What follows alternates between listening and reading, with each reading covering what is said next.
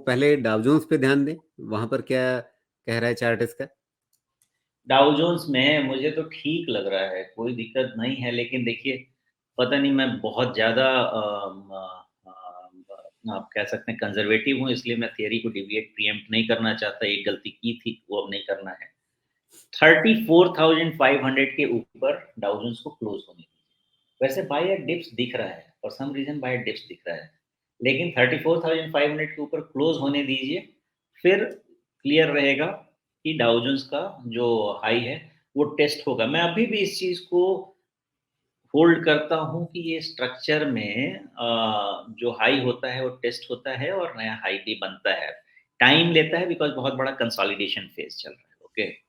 लेकिन कहीं पे भी ऐसा नेगेटिव नहीं है कि मार्केट यहाँ से 1.5 साल के कंसोलिडेशन के बाद जाके मार्केट धड़ाम हो जाए, नहीं होता है। वो तभी होता है जब कहीं पे न्यूक्लियर बॉम्ब गिर जाए, अदरवाइज़ ऐसा नहीं होता है कि 1.5 साल के कंसोलिडेशन में हमको पता ही नहीं चले कि कितना और खराब हो सकता है। तो यहाँ से पेशेंस टेस्ट करेगा और ये हर क्वार्टर में आपका अर्निंग्स अक्रू हो रहा है, आपका वैल्यूएशन कम्फर्ट ही हो रहा है। 1.5 साल मार्केट नहीं चलेगा, तो 20% तो वैल्यूएशन कम्फर्ट आ जाएगा ना, वो तो वैसे भी आ जाएगा। तो जी। उसके हिसाब से मुझे ठीक लग रही हैं चीज़ें, पेशेंस रखना पड़ेगा, ये मार्केट ऐसा ही है। आपको 5 साल में, 3 साल में पैसा बना के दे देगा, 2 साल में आपको पैसा बनाने का इंतज़ाम करना। जी।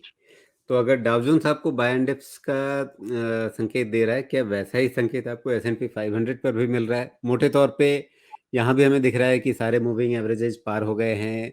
अब जो एकमात्र बाधा हमें दिख रही है, वो शायद वही 4100 के आसपास जहाँ पर पहले डबल टॉप बना था।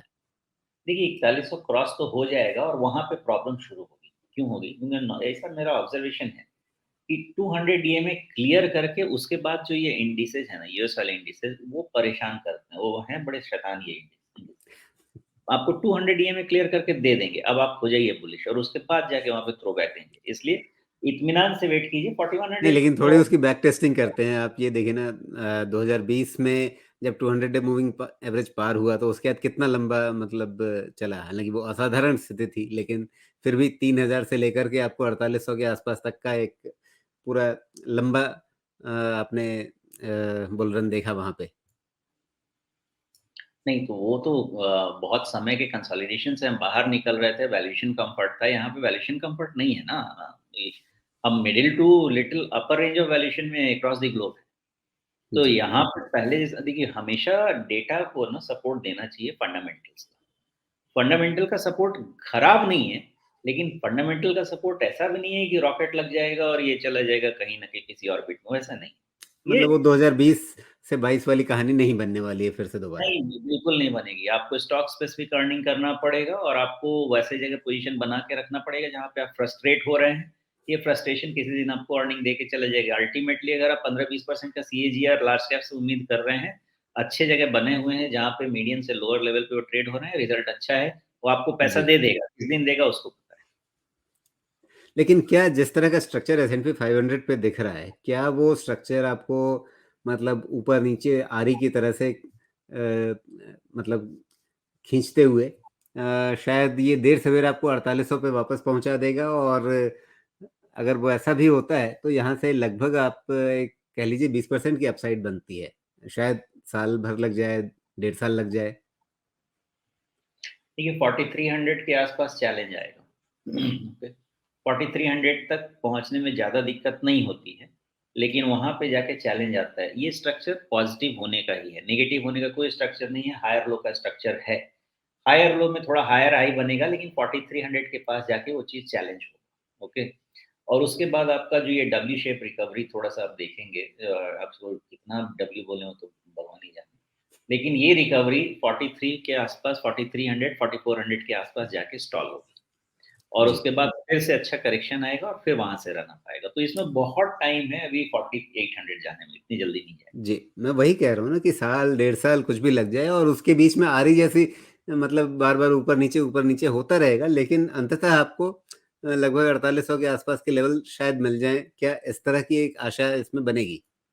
बनेगी, लेकिन इसमें अब जो ऑब्जर्वेशन वाली चीज़ है वो ये है कि इन्फ्लेशन पीक होने का तो सिचुएशन दिख गया है। उसके कारण कहीं न कहीं इंटरेस्ट रेट भी पीक हो जाएंगे। लेकिन इंटरेस्ट रेट पीक होने का मतलब ये नहीं होता है कि इन्फ्लेशन आपका एकदम से ठंडा हो जाएगा, कूल होके आपका लोअर एंड पे आ जाएगा। इन्फ्लेशन कुछ दिन वहीं पे स्टिक करके रहेगा। जी, अगर वहाँ पे इन्फ्लेशन स्टिक हो जाता है और ग्रोथ इम्पैक्ट नहीं करता है, तब तो ये थियरी वैलिड रहेगी। लेकिन अगर कहीं इन्फ्लेशन भी स्टिकी हो गया और ग्रोथ स्टैग्नेट हो गया, तब एक अलग परेशानी है। तो उस चीज़ को ऑब्ज़र्व करना, देखिए हर समय तैयार तो रहना पड़ता है ना, आँख खुला रखना पड़ता है, कान खुला रखना पड़ता है। तो अब जो नया डेटा मैं ऑब्ज़र्व करने वाला हूँ, क्रेडिट ग्रोथ जितना ऑब्ज़र्व करना था कर लिया। 14-15 जाके फिर से बाउंस हो चुका है, मतलब ये है कि स्टॉल तो नहीं हुआ है, ठीक है, कोई दिक्कत नहीं है। लेकिन मेजर मुझे अब ये देखना है कि चलो इन्फ्लेशन पीक हो गया कह रहे हो, इंटरेस्ट रेट भी पीक कर दोगे। लेकिन इन्फ्लेशन स्टिकी हो गया कहीं 2 क्वार्टर, उसके बाद ग्रोथ वहाँ से खराब होने लगा, तो आपके पास टूल्स बहुत कम रह जाएँगे ना फिर। तो जी, वहाँ पे दिक्कत होगी। जी। इस समय अमेरिकी बाज़ारों की और ख़ास करके वैश्विक बाज़ारों की पूरे तौर पे चाल समझना ज़्यादा महत्वपूर्ण इसलिए भी है कि अभी अदानी को लेकर के बाज़ार में जितनी घबराहट है, अगर कहीं इसी समय वैश्विक बाज़ार भी मतलब अलग तरह की हलचल में रहते तो फिर उसका असर कुछ और ही होता। लेकिन अगर वैश्विक बाज़ारों में वैसी घबराहट कोई नहीं है, उनके अपनी वजहों से, ऐसा तो नहीं है कि अदानी के चलते नैस्डैक और डाउ जोन्स गिरने लगेंगे।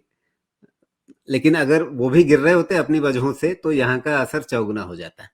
लेकिन वैसा अगर नहीं है और अमेरिकी बाजार ठीक चल रहे हैं, वैश्विक बाजार ठीक चल रहे हैं, तो फिर ये अदानी वाला हल्ला 4 दिनों का होकर के सिमट सकता है। अब नैस्डैक पर चार्ट में मैंने एक लकीर खींची है। कितनी तवज्जो देंगे? मतलब बिल्कुल जहाँ पर डाउ जोन्स एस&पी दिखा रहे हैं कि हाँ, वो बेहतर चाल की तरफ बढ़ रहे हैं, नैस्डैक का ये चार्ट जो है, इस लकीर पे कितना अटकेगा? 100% अटकेगा, उसके बाद नीचे आएगा, उसके बाद का जो हिट होगा उसमें मज़ा आएगा।